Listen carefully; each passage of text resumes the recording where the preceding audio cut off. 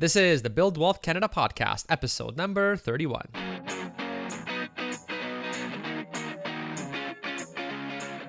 Welcome to the Build Wealth Canada podcast, where it's all about becoming debt-free, accelerating your wealth, and taking control of your money. Now, here's your host, Cornell Schreiber.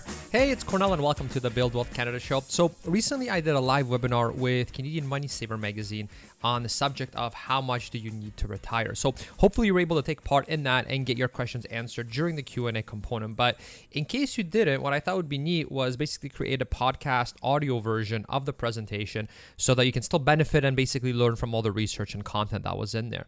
So to give you an idea of what we'll cover in this episode, here's the description that we used for the webinar. How much do you need to retire? No matter what age you are, chances are you've asked yourself this critical question at some point. The stakes are high and there are no do-overs. So how can you best prepare yourself now to ensure that you have enough to live the lifestyle that you want in retirement? Join us as we dive into the best practices and key factors to consider when figuring this out for yourself. Is there a magic retirement number that you should aim for with your investments? What levers can you pull to retire early and sustain that retirement long term? Whether you're decades away from retirement or getting close to that big day, join us to learn some of the key considerations to ensure that you have enough to retire. All right, so I hope you like that, and that's what we're going to cover today. Now, if you are thinking about having enough for retirement, whether it's an early retirement in your 30s, 40s, or 50s, or a more traditional later retirement in your 60s, obviously a big component of being able to pull that off is investing properly. And so what I'd like to do is promote two resources that can help you not only do this properly, but they actually also help support the show and then let it stay on the air. So the first resource that I have that I'd like to endorse is for those Canadians that want to learn how to get started in investing here in Canada, while at the same time paying the lowest fees possible. So one of the most common questions that I get asked by listeners of the show is how to actually invest properly. So what I've done is basically created an in-depth step-by-step video guide that shows you how to actually do everything from beginning to end. And in it, I also answer all the questions that I get asked by Canadians who are looking to get started in investing. So the video guide is specifically for Canadians where you actually get to look over my shoulder and see exactly how I invest every single month. You'll see exactly where I go, where to click, and really how to avoid some of the most common and critical investing mistakes made by Canadians. On top of all that, you get full access to all the tools and resources that I personally use when I invest every month. So you don't have to go out there and do any complicated math or build your own fancy spreadsheets, as I've basically built and automated all the complicated parts for you. And these are things that I actually use myself. You also get unlimited support directly from me in case you have any questions, and you get an entire 2 months to try out the entire guide risk-free. So you can check out the details and view 2 full lessons for free over at buildwealthcanada.ca/invest. That's buildwealthcanada.ca/invest. And for those Canadians who maybe have already been doing a fair bit of investing themselves, the second resource I recommend is if you want some advice on what investments to actually buy. For example, maybe you want to invest in some stocks that will reliably pay you dividends to fund your lifestyle. Or maybe you want to allocate a portion of your portfolio towards stocks that have a high potential for growth. Or maybe you have some questions about specific ETFs or stocks that you're considering. So that's where 5i Research comes in, where they have already answered over 40,000 investing questions, and where you can actually ask your own questions as well. They also have different model portfolios for different investment strategies and over 70 research reports of companies that they follow where they tell you the stocks that they recommend, whether you're a dividend investor, a growth investor, or if you're looking for a nice balanced portfolio.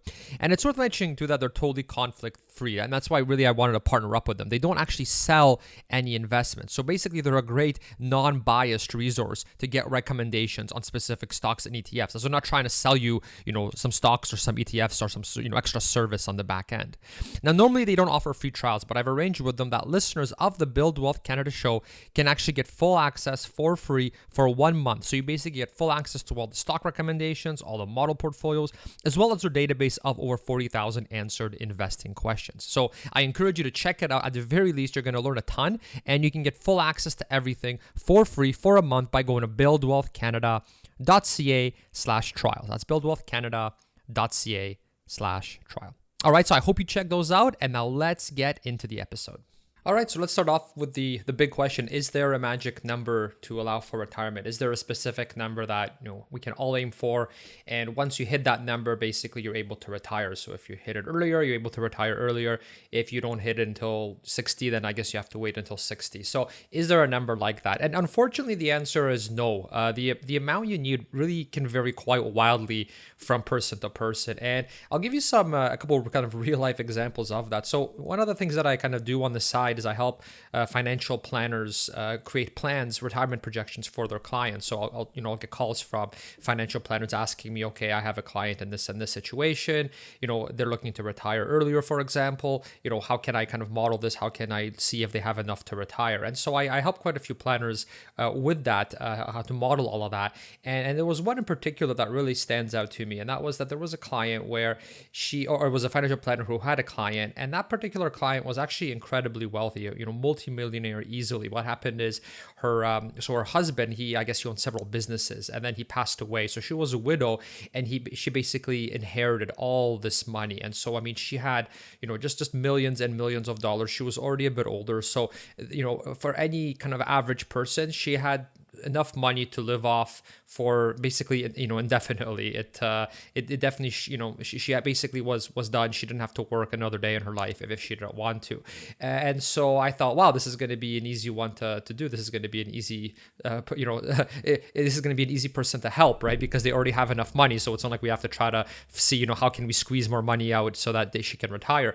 But what I was surprised to learn actually was that the financial planner I was helping told me that she is actually kind of on her way to bankruptcy, that if she continues spending at the rate that she's spending now, she will basically run out of money, and she will be in really, really horrible shape. And so the whole kind of thing we were trying to show this client was how she actually has to slow down her spending, because at the current rate she's burning through cash, it's not sustainable. And so that was a really big eye opener for me. Or you kind of, and you hear about these kinds of things with celebrities all the time, right? Or some professional athletes even, right? Where they make all this money when they're younger, when they're kind of at their prime, more money than some of us will ever see, and then they somehow run out and they run into financial troubles. So that's kind of that was a real life example for me, but we hear it all the time with celebrities and athletes as well. And so the big lesson there is that there's always ways to outspend what you have. And so we can't just have kind of a flat number that is okay for everyone, because it really comes down to what it is that you're spending, right? And kind of to give you another example of that, we have, sometimes if you do some research on some of the financial blogs out there are people that live on very, very little amount per year. So they might spend, under $25,000 a year, for example, on living expenses. They might be living out of a trailer, or they have one of those mini homes. And so obviously that kind of retirement number, the number they have to hit to be able to cover all their expenses and retire, it's a lot different for them. It's a lot smaller than, than it might be for you and I, who maybe kind of have sort of the more average life, and then of course a person who is an extremely large spender, they may need a much, much, much larger number. So that's kind of the reasoning. And so it's really important to not get fixated that, okay, for example, I need $1 million and then I'm set. It really, there's so many variables to factor in that it's really dangerous to just blindly go after one number and not think about your expenses and not think about the kind of lifestyle that you want in retirement. So I hope that makes sense, and I hope that kind of gives you some kind of, you kind of take that as a sort of caution, to not just blindly aim for a particular number, and what an important factor spending plays in all of this. Okay, so what do you do then if there isn't one magic number? What can you do to make sure to figure out if you actually have enough for retirement? So one of the things that I recommend you do is basically make sure that you're considering all the critical elements when it comes to planning, and in this show, where we're basically in this episode, we're going to talk about some of those most critical elements, the most important things that can have a really big impact on when you're able to retire, how early you are able to retire. And then the second thing you have to do is basically you have to crunch the numbers for yourself. So don't take other people's numbers, don't take some quote unquote rules that you heard out there, but actually you will have to go in there and you'll have to crunch the numbers yourself. And I am going to give you some good general guidelines, some easy ways to figure out what number to aim for. But the reality is that, that's all great and good once you're, when you're trying to accumulate wealth, you're trying to lower your spending, you're trying to you're trying to save as much as possible to hit that number. But once you get really close to that number and you're getting pretty close to retirement, it's time to take a much deeper look, kind of a micro level look. You have to kind of look at things through, a bit of a microscope and consider all of those different elements, because, there are different things that in your life that are different than somebody else's life. And so you really do need to factor all those different things in, because what might be good for one person, might not be good enough for you, and vice versa. And so, really what I wanted to do in this particular episode is, yes, I'll give you some easy ways to get a number to aim for so that you can kind of retire early and so that you can kind of keep track. But keep in mind that, once you get close to that number, you do actually want to generally sit down with someone who is a financial planner, who specializes in sort of, retirement planning, and they can actually crunch all the numbers for you, and they can factor in all of these different elements that do apply to you to let you know, okay, can you actually retire now that you're getting sort of close to this number that you've been aiming for. And I will say too that, even if you are, let's say, a master in spreadsheets, if you're really good at math, maybe you're really good at modeling things. I consider myself, an Excel power user, so I could try modeling this as well. But even if you are someone that is, that is very familiar with math, that is, good at math, and knows how to model things, and knows how to do financial projections, I would still recommend that, sure, you can do your own numbers, but still have kind of a third party, an unbiased third party, crunch the numbers for you as well. The stakes are basically very, very high. And so, you don't want to just depend on yourself, right? It's good to get other experts' opinion, at least one other expert, that does this basically for a living, just to make sure that you don't miss anything. Just so that something that can really, maybe cut down how long it will take you to retire by several years, or maybe something that can prevent you from thinking you can retire when you really can't yet because you have to save a bit more money. Okay, so what I'm really going to do in this presentation too is just show you what are those critical elements, so that when you are sitting down, with, let's say, a financial planner, retirement planner, when you're sitting down with them, so that when they tell you how they calculated the numbers, how they got to it, you can ask them the right smart questions to make sure that they factored everything in. All right. So this is kind of think of it as almost like a cheat sheet that you can use. This episode, you can use that as a cheat sheet to make sure that you don't accidentally miss something very, very critical that could maybe potentially cut years, from your retirement. All right, so let's start with the fun stuff. So if you are, if you're looking for sort of a number to aim for to be able to retire, there's different sources, there's different ways of calculating that number. So I'm going to share a bunch of them with you, and then you can try each one of them or one of them just to kind of get a ballpark number so you know what to aim for. So if you go out there and you start Googling this and you're trying to figure out, okay, in Canada, how much does how much does an average couple need to, retire, for example?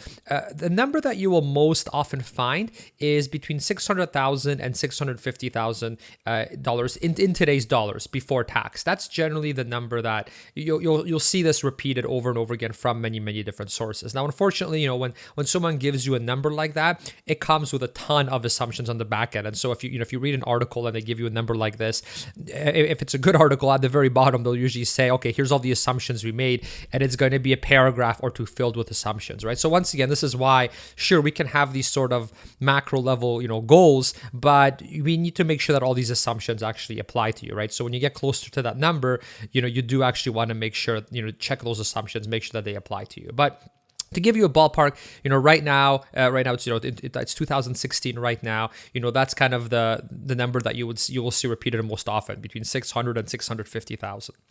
Another way to get sort of this, quote unquote magic number is to use the 4% rule. And this is a pretty popular rule used by a lot of personal finance bloggers and podcasters. If you listen to some of the US podcasts out there, the 4% rule gets mentioned a ton. So let's explain what this 4% rule actually is. So let's say that in our previous example, we said, okay, let's say you need 600,000. You say, okay, is $600,000, if I have that saved up, is that enough to retire on? So what we can do is we can take 600,000, we can multiply that by 4%, and that equals $24,000. So that's saying, okay, on my 600,000 portfolio, I'm able to take out roughly 4% per year, and that's going to give me about $24,000 worth of income. So the question is, can I live off of $24,000 in my retirement, right? And so that's a question that you can ask yourself. And of course, you won't really know that unless you actually, track your spending for a bit and realize, look at all the different sort of expenses that you have, and you can figure that out. Now, one really important caveat to that is, okay, 24,000 might not seem like a lot, but if you actually do wait to retire at kind of the more traditional age, you start getting the government benefits. So the government benefits that we get, the ones that most of us will get, is CPP and OAS. And so those are the two benefits we get. And generally, once again, we're just looking kind of at general sort of averages, rules. Generally, that you're going to get about if you're a couple, you're going to get about $30,000 per year from CPP and OAS. So now, that $24,000 seemed pretty small, based on our $600,000 in savings, but we're getting an extra $30,000 on top of that. So that means every year, we're able to spend $54,000 per year pre-tax. So $54,000 actually isn't bad at all. A lot of people, and once again, if you go out there and you want to, do your own research and read a ton of articles, you'll find that, $54,000 is actually sufficient to retire. A lot of people, would be happy with that. It gives you enough to cover your expenses. Plus, it gives you a bit of extra money to spend on some of the hobbies and things that you enjoy. No, you're not going to be taking private jets to places. You're not going to be flying first class across Europe every single year, but it's enough to basically kind of live, I would say, comfortable type of retirement. So if you want to run these numbers yourself, basically take a number that you think you may want to hit. So, in this example, I said 600,000. You can make it something more than that or less than that. Multiply by 4% and look at what that number is. Can you live off of that? If you want to retire earlier, then just realize that you're going to need a lot more because you won't have those government benefits. You won't have that CPP and OAS. You won't have that 30,000, to add on top of that. And so obviously, to retire earlier, you're going to need a lot more savings. Okay, let's take a look at another kind of common way that people determine this number. So another way is you go 25 times your annual retirement spend, okay, not including the government benefits of CPP and OAS. So let's say that you wanted to do $55,000 per year. Let's say that is what you're aiming as your annual retirement spend. Okay, so to get that $55,000 a year, we'll say 30,000 of that is the government benefits that you would get in retirement. So 30,000 comes from CPP and OAS. And so to hit that 55,000, all you really need is basically, $25,000 from your savings every single year. And so if we say, okay, so we need $25,000 from savings to be able to satisfy our $55,000 a year spending, we just take $25,000 and we multiply that by 25, which equals $625,000. All right, so I hope that makes sense. It was a little easier to show this in the presentation because I had the PowerPoint so you can actually see the numbers. So I know if you're driving, it can be, at least for myself, I find it hard to kind of do the math in my head, and visualize it while I'm driving, for example. So hopefully that makes sense. But basically, you're saying, okay, what is the annual spending that I would like to have in my retirement? All right, so let's say $25,000, and you multiply it by 25. So if I multiply that out, that's going to be 25,000 times 25 is equal to $625,000. So that's how much I would need to have in order to have $25,000 in spending every single year. And then, of course, like I said earlier, if you are waiting to actually receive the government benefits, let's say, you're retiring at 65, then you're getting that CPP and OAS. So that will be roughly another $30,000 at that point. So now, you have a 25,000 plus the 30,000. So now you're getting $55,000 a year as a couple. Okay. So that's just kind of a quick and easy, quick and dirty kind of way, to calculate it so that you know roughly how much you need. Now, one thing I will mention is that the numbers I'm giving you here is for a couple, right? And so that's an important consideration as well, because if you're single, you can't just kind of divide that number into two, right? And so one of the reasons is because, well, if you're going to be single, well, then you're getting CPP and OAS, you're getting those government benefits only for one person, right? So you're not getting the $30,000 anymore. And then the other thing to consider too is that if you are single, well, there is that argument that two can live as cheaply as one, right? And I'll say, okay, well, two can't live this is exactly as cheaply as one, but obviously if you are living with somebody, let's say you're married, there are certain expenses that you are going to be able to share, and so generally speaking, if someone's living single versus a couple, you won't see their expenses cut by half, right? You'll see the expenses cut a little bit if you're single because of food, for example, but you're still going to have to pay for housing, you're still going to have to pay for other things. So just keep that in mind. Don't, if you're single, if you're, let's say you're not planning to get married or whatever the case may be, just don't just divide it by two and assume that that's the number because it's not quite that.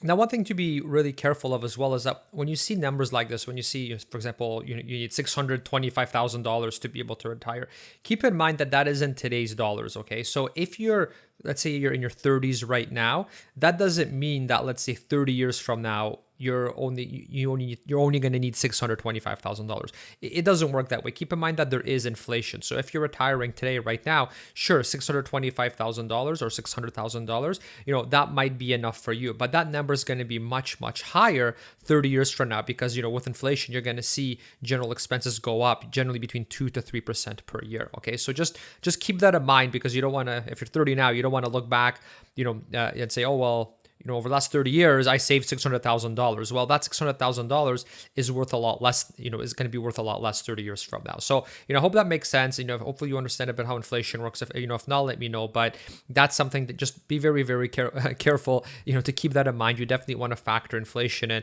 And once again, this is why, like I said, you do want sort of another person to also take a look at these numbers with you, when the time gets closer to make sure that you do have enough. And like I said, these are just kind of rough numbers just so that we have something to aim for, right? So if let's say you're 30 and you're just starting to invest, let's say, or you're in your 20s, then sure, this is a good kind of number to aim for, right? But of course, once you're getting closer to retirement, once you're getting closer to hitting that number, maybe you think you're 10 years out from hitting that number, that's when you actually do want to involve someone to take a look at it, so that you can actually optimize it for taxes, things like that. I would argue that you want to even, meet with someone as early as possible just to make sure that you're on track, just to make sure that you are optimized, at the very least from a tax perspective. Okay, so hopefully that was helpful. I mean, so, there you have quite a few, 3 different kind of ways where you can get that number to aim for, right? So I hope hopefully you found that useful. I certainly did. But, like I said, keep in mind that there are lots of assumptions built into these numbers, okay? And not all of those assumptions may apply to you, right? So it's dangerous to assume that they all do.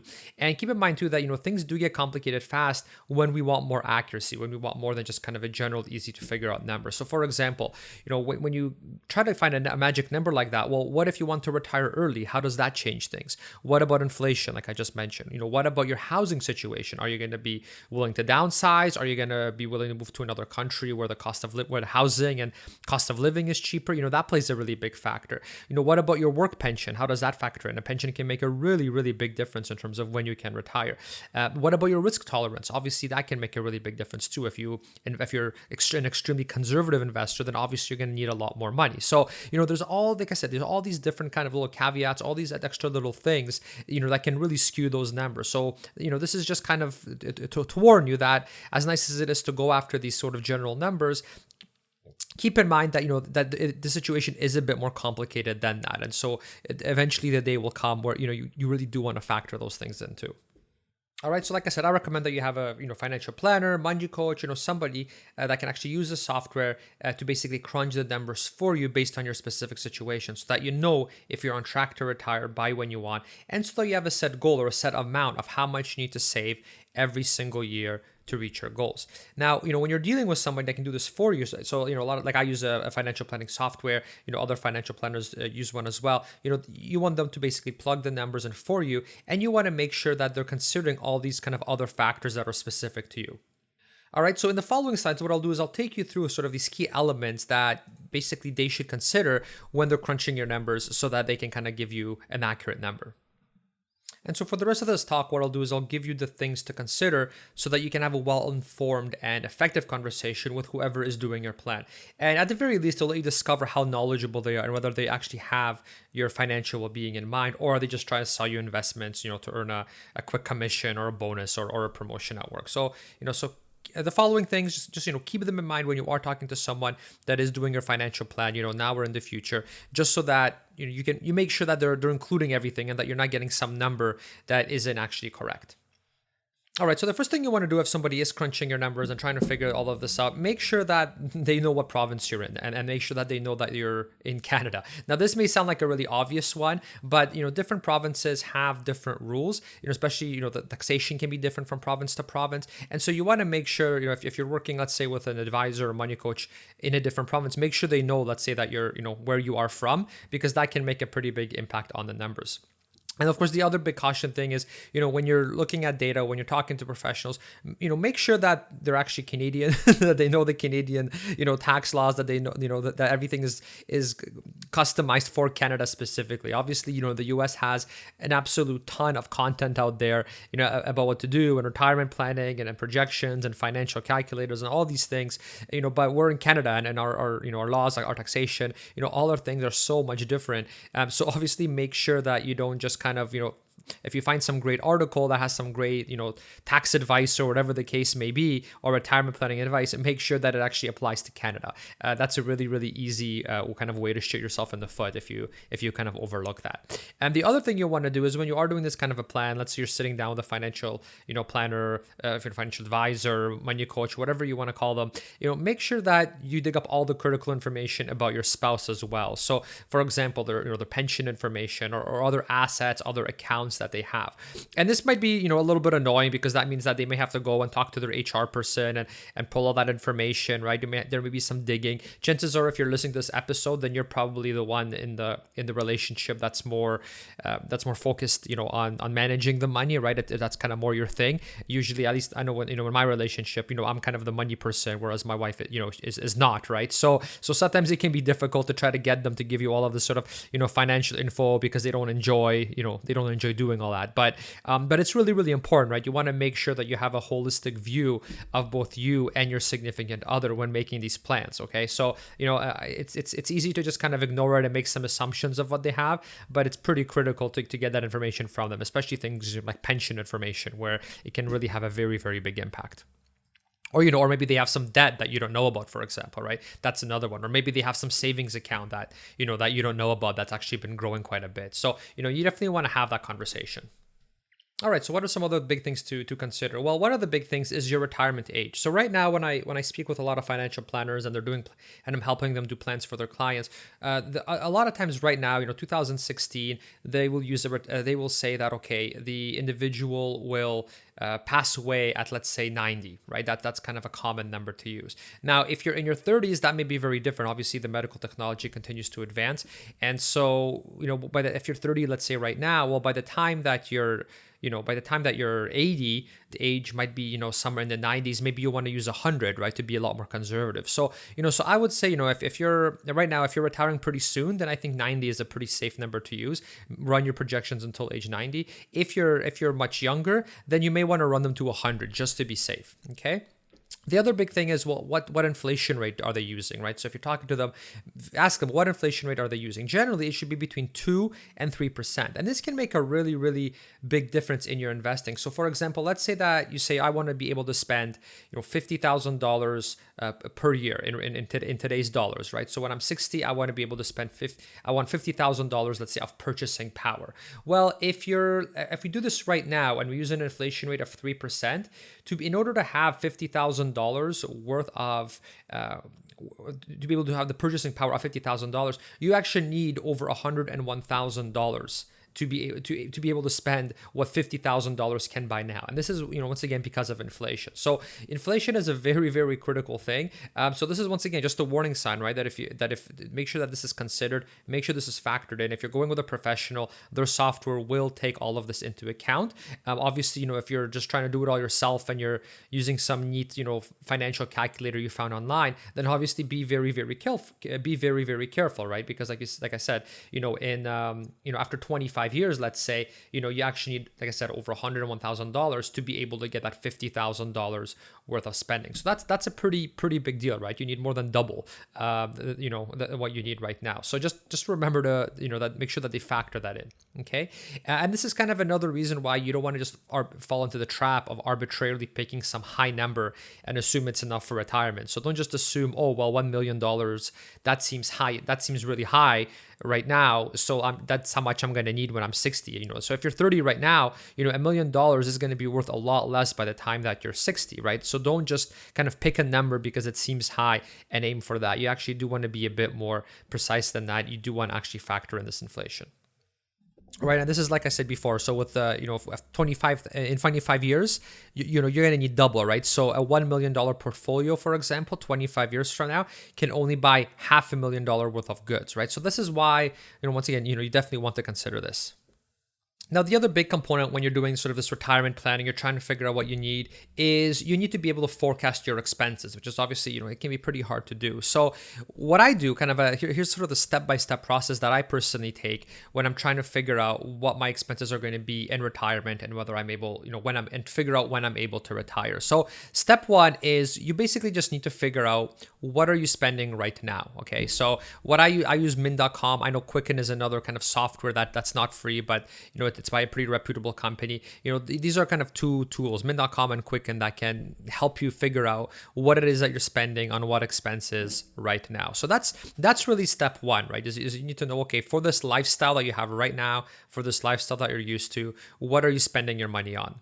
How much do you actually need, to be able to live kind of comfortably the way you're living right now? The second step is to eliminate expenses that you won't incur while you're not working. Okay. So for example, you might not need that second car, right? If right now you and let's say your spouse are working, you might each have a car, right? Well, when you're retired, there's a good chance you could probably get rid of that car, right? So that means there may no longer be a car loan. You no longer have to pay insurance for that car. You obviously can sell that car. You don't have to pay for the maintenance for that car. You don't have to pay the gas for that car, right? So that's kind of a car is a really, really good example where once you retire, you really can get away with probably just one car. I would say for most couples. All right. So those kind of car related expenses, that's why, when you're tracking your spending, you can say, okay, we're going to remove all the expenses for one particular car, right? Other things you want to take into account is, for example, clothing. Maybe you're not going to be spending as much because you're not going to work anymore. So you don't have to, have kind of the right clothing for work. Going out to eat, maybe you're not going to be going out to eat as much, with your coworkers because you're no longer working. So you might save money kind of in that department as well. If you're retired, ideally you don't have a mortgage anymore. And so you no longer have those mortgage payments. You're not paying that principal, that interest on top of that. That's obviously going to have a very, very big impact on your cash flow month to month. So you want to make sure that you factor that in. Childcare is another really big one. When you're tired, you're probably not going to be paying for childcare. There's a good chance that, your kids are probably going to be, out and about. They're not going to, even if you retire early, there's a good chance that, your kids will be kind of, in school or out of school by then. You're not going to be paying for childcare and other child expenses as well, right? When most people retire, the child expenses kind of are a lot lower. Maybe the kids are already done, university or college. Maybe they're not living at home anymore, right? So you do want to factor that in because realistically, you're not going to be, most people won't be incurring all of these expenses in retirement. All right. Now, step 3 will be to add any new expenses that you would incur when you're in retirement. So for example, when you're retired, maybe you want to do a lot more traveling, a lot more than you're doing right now. And so you want to factor in those expenses. Maybe you want to do something like have a cottage or a trailer, for example, right, that you can retire to. So that's obviously going to be an extra expense that you're not incurring now that you want to add into in your projections. And kind of a third one that sort of can be a common one too is maybe you have to actually take care of your parents. So your parents might be older now. Maybe they didn't save enough money. Maybe you have to put them in a home. Different things might happen, right? So keep that in mind that if your parents, let's say, maybe they have some sort of illnesses where they need some extra care that they can't afford, that may be an extra expense that you have to pay for as well in your retirement. Okay. And keep in mind that there are other sort of considerations too that can have a pretty big impact on your sort of, when you're able to retire and on your cash flow. So for example, with your kids getting married, are you going to pay for their wedding or for part of their wedding? That can obviously make a pretty big dent. University and college for the kids, right? That can obviously play, a pretty big factor. It can be a pretty big expense. If you're fully paying for that, that might push your retirement date back a fair bit. And third, charity and leaving an estate, right? So do you like doing to charity? Do you want to leave an estate for your kids or have something to to pass on to others upon your death, right? So those are kind of other things where if that's really important to you, if you want that, then obviously that might set that retirement date back for you a little bit because of it. Okay. And one thing that I will mention too is that, when you're doing these projections, when you're trying to forecast your expenses, it is common for expenses to decrease with age. So for example, if you're generally what happens from kind of all the research I've done, everyone that I've talked to is that, initially, when you retire, yeah, you're going to have a pretty active lifestyle. You're probably going to do a lot of traveling. You're going to do all these activities that maybe you didn't have time to do, when you were working full time. But, after a while, you're kind of, you get the traveling out of your system, you do all these other things, and eventually you get older as well, right? So you may not be as active. I mean, it's not like you're going to be fully active traveling the world for 30 years, right? Usually that's not what happens, right? You kind of have that big burst in the beginning of a very active retirement, and then things kind of slow down, maybe because of health, or maybe you've kind of already done all, you got the traveling out of your system, now you're going to stay at home. So generally speaking, for that reason, what I've seen just from doing different plans with different clients is that the expenses do tend to go down with age. So for example, you're active, let's say, for the first 10 years, and then after that, your expenses decrease quite a bit year after. Your expenses decrease quite a bit from that initial 10. What I've also seen is some people will do, when they do these projections, they'll do 3 phases in retirement. So for example, they'll still kind of have the very, very active years in the beginning. Then, so let's say for 5 or 10 years, they have a very active years where their spending is a bit higher because of all this traveling that they're doing, let's say. And then after that, they may have another 10 years where it's a little bit less. And then the stage 3 is when, okay, now they're much older, they're just staying at home, you're not doing, massive traveling anymore. And so that's kind of where the spending can be lowest. Okay. So that's kind of another approach. Some people split it into 2 phases. Some people spend retirement spending into 3.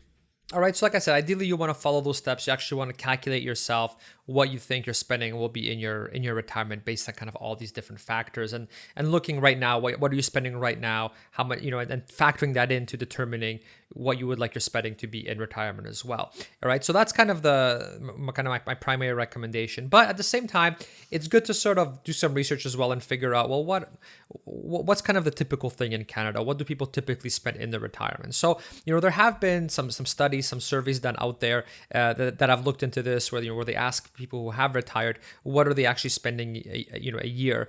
And so generally what we found here in Canada is that spending basically for a couple will be somewhere between $35,000 and $62,000 per year after tax. Okay, and this is assuming that they have no debt and no mortgage, and this is all today's dollars. So basically $35,000 to $62,000 per couple after tax, assuming that the mortgage is paid off as well. All right, so that's a pretty big range. $35,000 a year is definitely much more on the low end. And, you're definitely living a lot more frugally at that point. You're not traveling to the U.S. most likely, to Florida. You're not going on cruises all the time. But you're able to satisfy your basic needs. And then $62,000 is sort of the more sort of comfortable lifestyle. You're able to satisfy all your needs. Plus, you are going to have some luxuries. You are going to be able to travel a little bit in your retirement as well. So, if you don't want to kind of go through all that work and sort of calculate your own expenses, these are sort of the rough ballpark figures to use, between spending up between $35,000 and $62,000 a year in retirement. And of course, keep in mind, this is in today's dollars, right? So if you're not planning to retire for another 20 years, then, obviously you're going to need more than that because of inflation. Okay. So just keep that in mind.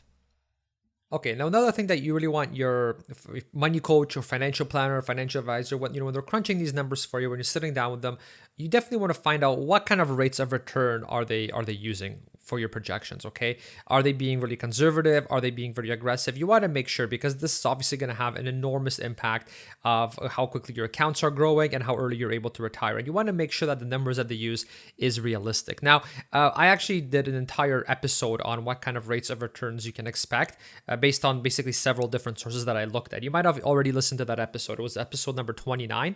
So if you so I'm not going to kind of rehash everything right now, because I kind of already did an entire episode on this, and you can even go on the site and you actually see everything summarized there as well in written form if you don't want to listen to the audio version. So if you're looking for that information, you can go to buildwealthcanada.ca/29. So just the number 29, buildwealthcanada.ca/29. And there you're basically going to see a chart. You're going to see typically, based on conservative and optimistic assumptions, what kind of returns can you expect on Canadian bonds, Canadian equities, US equities, and as well as the international markets. Okay. So, check that out if you'd like, and make sure that, when you're speaking with an advisor or money coach, whoever's kind of doing these projections for you, make sure that the numbers that they're using are in line with historical averages, right? That they're not claiming to get, that they're able to give you some sort of, ridiculous rate of return that's totally unrealistic based on history. Okay. So, so just, definitely check that out. Make sure that that is considered by them.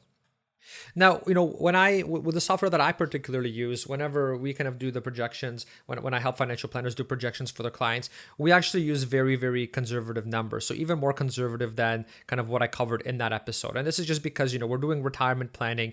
We're trying to sort of, plan for the worst, right? It's better for a client to have too much money than to run out of money, right? And so the numbers that we used, and like I said, this is, on a very conservative side, we use 1% for cash. We use 2.5% for fixed income. So for example, if you're doing bonds, we assume 2.5% return. And for equities, we use 6%, okay? And these are nominal returns. So like I said, these are lower than if you go out there and do your research. Generally people will use higher numbers, but this is kind of, if you want to be very, very conservative, this is what we use, okay? So cash 1%, fixed income 2.5%, and equity 6%, okay?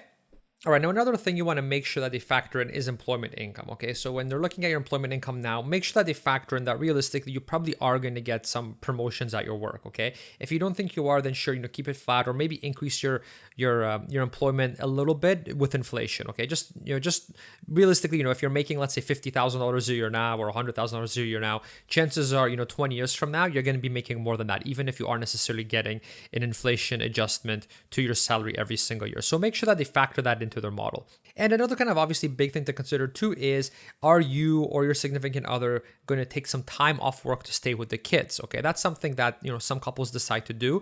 It's something that we're considering as well. So make sure to factor that in, right? If all of a sudden your wife or your husband or someone actually stays home with the kids, well, you're going to decrease your daycare expenses a fair bit. There's going to be some expenses that go down, but at the same time, you're not going to have that income of that second spouse. So make sure that if that's a conversation worth having with your significant other to see what the plans are and see how that can impact your retirement.